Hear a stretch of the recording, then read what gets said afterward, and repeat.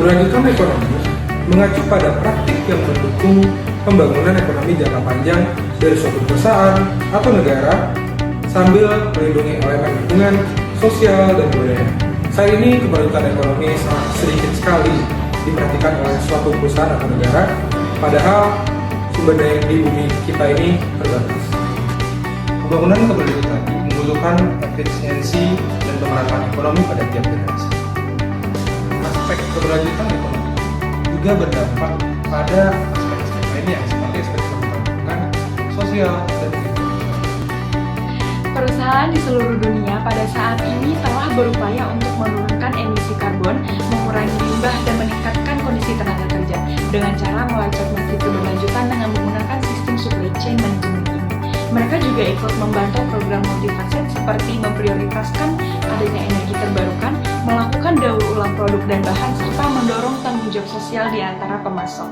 Selain itu, sustainability juga sangat penting dalam supply chain ini, karena menurut penelitian menunjukkan bahwa bagi sebagian besar perusahaan, supply chain ini memiliki pengaruh terhadap lingkungan, dan berdasarkan sifatnya, supply chain ini melibatkan adanya produksi dan transportasi intensif, karena mengirim barang ke berbagai tempat. Oleh karena itu, seringkali terdapat perbedaan besar bila dilakukan perubahan pada supply chain dibandingkan dengan operasi bisnis lainnya.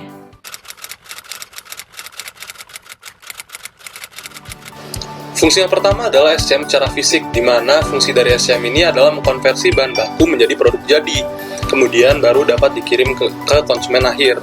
Fungsi utama dari supply chain management ini adalah berhubungan dengan berbagai macam biaya-biaya fisik, berupa biaya material, biaya penyimpanan, biaya khusus produksi, dan biaya transportasi atau lain sebagainya.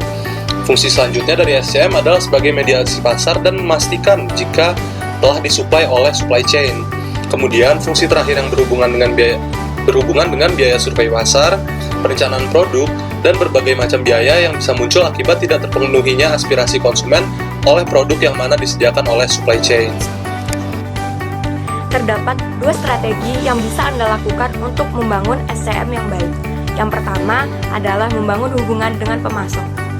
Hal ini sangat penting, di mana membangun kemitraan yang baik dengan pemasok ini adalah untuk mewujudkan kesuksesan rantai pasokan. Perusahaan yang baik akan membatasi jumlah pemasok, di mana hanya pemasok yang memiliki keunggulan saja yang bisa diajak bekerja sama. Strategi yang kedua adalah meningkatkan respon pelanggan agar tetap kompetitif. Kemudian fokus pada rantai pemasokan agar meningkatkan layanan pelanggan. Untuk bisa meningkatkan layanan pelanggan, salah satunya adalah dengan meningkatkan frekuensi pengiriman produk yang lebih cepat, di mana pelanggan akan puas dengan ketepatan waktu tersebut. Ekonomi dikatakan tidak berkelanjutan apabila hal tersebut meningkatkan kerentanan terhadap krisis. Misalnya, kekeringan yang memaksa petani untuk menyembelih hewan yang dibutuhkan untuk mempertahankan produksi di tahun-tahun mendatang. Supply chain tidak berkelanjutan akan membuat kita berada pada kondisi yang memperlambat pertumbuhan perusahaan. Sebagai materials engineer dan sekaligus bagian dari masyarakat, hal yang bisa kita lakukan adalah memberi edukasi agar masyarakat paham mengenai supply chain dan seberapa pentingnya supply chain ini dalam menunjang ekonomi berkelanjutan dan supaya ekonomi berkelanjutan akan tetap berjalan. Kita dapat mengajak masyarakat untuk menggunakan produk secara hemat dan tidak boros. Sebagai materials engineer juga, kita bisa merancang bagaimana alur produksi pengiriman barang agar supaya menjadi seefisien mungkin, sehingga aspek keberlanjutan pada sosial dan ekonomi tetap terjaga.